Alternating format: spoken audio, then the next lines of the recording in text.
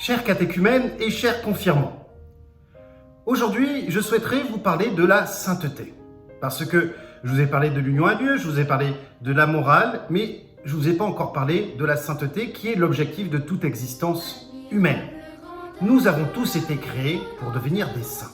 Un saint, c'est quelqu'un qui vit au paradis. Donc, nous sommes tous destinés à devenir des saints. Et c'est pas moi qui le dis, c'est Jésus qui nous demande d'être parfait, comme le Père Céleste est parfait. C'est Jésus qui nous dit « Soyez saints, comme je suis saint ». Donc, le chrétien est un homme, une femme, qui décide de suivre Jésus, qui est le saint par excellence, et qui va se battre pour lui ressembler. Toute notre vie, cela va être un chemin de combat, de remise en question, où nous allons rendre compte que nous n'avons pas, par nos propres forces, les moyens d'être saints. La sainteté, elle nous est donnée. C'est un constat que tous ceux qui ont bien réussi à imiter le Christ nous laissent. Et d'ailleurs, c'est Jésus qui, lui, le premier, nous a dit « Sans moi, vous ne pouvez rien faire ».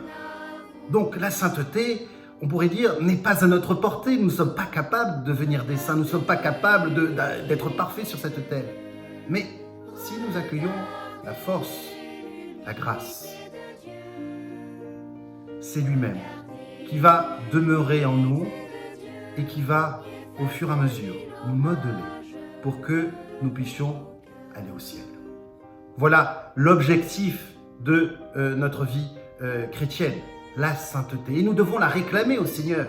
Nous devons lui dire « Seigneur, je suis d'accord avec toi, j'ai envie d'être saint. Je ne veux pas aller ailleurs qu'au paradis. Je veux passer ma vie avec toi.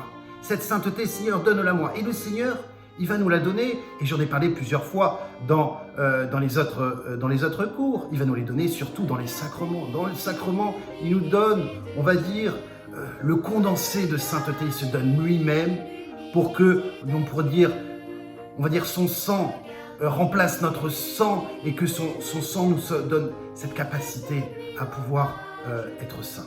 Oui, cela n'est pas du tout magique. Le Seigneur attend toujours notre collaboration, notre liberté, pour que nous puissions être des saints. La sainteté est donc à désirer. Ce n'est pas être orgueilleux de dire « je veux être saint ». C'est plutôt un péché de dire au Seigneur « oh moi non, je ne veux pas être saint », parce que cela ne correspond pas à ce que lui, il veut. Il veut que nous soyons saints, donc nous devons dire « écoute, je suis d'accord avec toi Seigneur, je veux bien être saint, mais je n'y arrive pas par mes propres forces, mais je te promets que je vais combattre. Je te promets que je vais aller à ta suite. Je te promets que je vais te réclamer. Je vais prier, je vais prendre du temps pour que justement ma vie puisse au fur et à mesure se modeler à toi.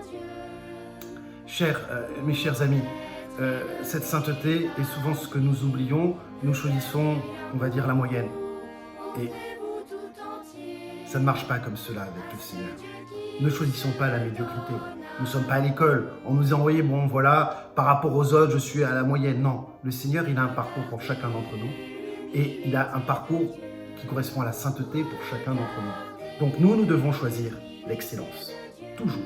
L'excellence, non pas parce que nous sommes meilleurs que les autres, non pas parce que nous avons plein de force.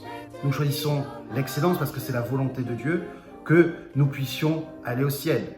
Et le ciel, c'est l'excellence. Donc, choisissons la sainteté et soyons reconnaissants le Seigneur qui nous donne cette force.